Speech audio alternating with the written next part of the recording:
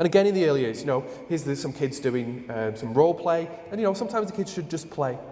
But what's going on here is that the educator is demanding of the kids that they stay in character, that they use their working memory, they bear in mind what role they're playing, and so that shapes their behaviours appropriately. That shapes their behaviours, as their role as the policeman or the fireman.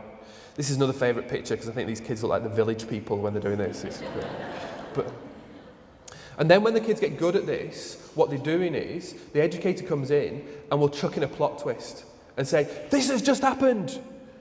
Everything's got to change." And now the kids have got to bear in mind who they are, they've got to inhibit acting out of character, and they've got to respond to that plot twist and respond to that change appropriately.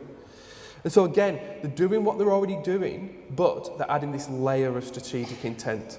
I'm showing an example from the early years, but you can see how you might do that in primary school. You can see how you can do that in high school. Chuck in the plot twist, chuck in the different way of thinking about it. All those things we talked about last time, or some of those things we talked about last time. Things like, instead of asking the kids what's the answer, so the kids who know the answer put their hand up, the kids who don't know the answer don't put their hand up, and the kids who think they might have an answer still don't put their hand up because they'll let the other kids answer.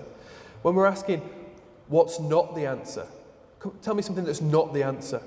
That requires you to get control of your thoughts and actions in a way, because now I'm really expected to answer, because I'd be bloody unlucky if I landed on the right answer when I'm being asked what's the wrong answer. So I've got to come up with something. What is the wrong answer?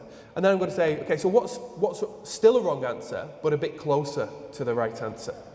Oh, now I've got to, I've got this flexibility, this cognitive flexibility. Could be this, could be this, could be this. Got to make some decisions, got to make some judgments. All of those things being driven just by that strategic shift in the questions that I'm asking the students.